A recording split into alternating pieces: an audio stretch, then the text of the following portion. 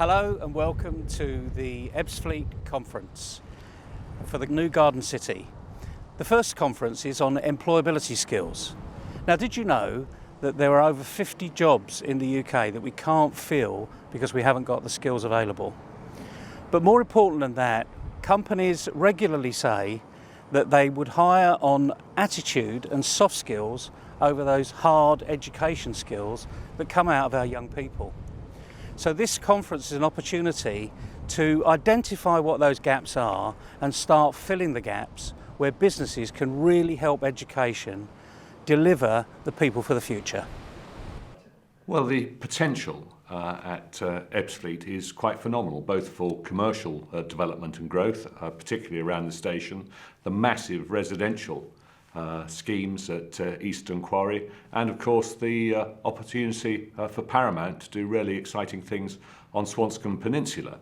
I mean, that will involve, at the first stages, massive amounts of construction work which the subcontract supply chain can benefit from. I'm sure many of the contracts will go to the big names, but all the big names are totally dependent upon small and medium-sized subcontractors providing all the services to build out that development, and then the business opportunities that a new population of people living and working there will provide. So massive, enormous opportunities right on our doorstep, and let's hope that we can now build pace and get those developments underway and deliver the exciting opportunities at Ebbsfleet.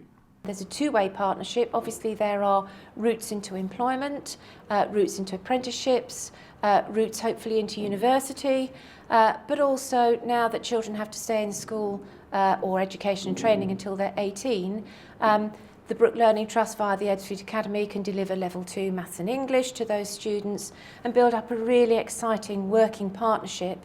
We're really looking forward to employers coming into the school to talk to the young people about opportunities in the area and beyond, what it's like to work in industry, and talk about the softer skills, talk about the qualifications, but actually talk about what it's like to work in a team, what it's like to lead a team, what it's like to contribute to a brand new project.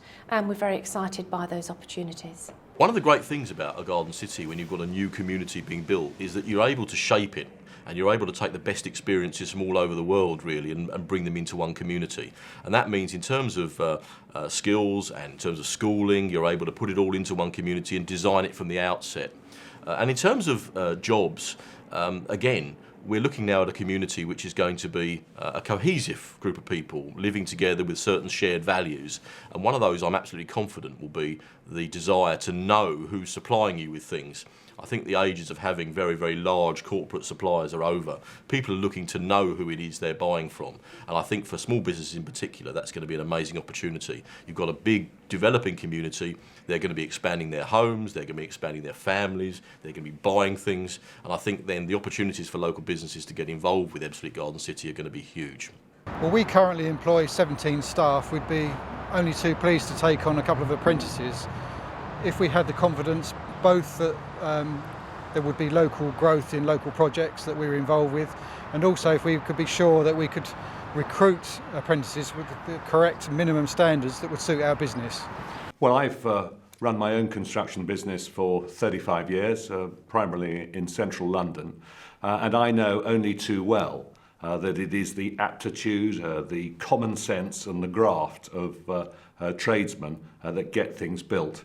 And I would suspect that most of my workforce over those 35 years were pretty low on the qualifications, but good on common sense, experience and knowledge, which stood me and my construction firm in very good stead. And at the moment, there is a massive focus on the qualifications, but not the attitude to work, the hard work, the emotional intelligence and the common sense that good tradesmen need. And I think there are unnecessary barriers in the entry into trades through apprenticeships through the current system, and I'm determined to try and break some of those barriers, particularly around the qualifications needed to even access an apprenticeship programme are getting in the way and restricting many young people post 16 that want to get into training, employment and learn that trade and learn that skill.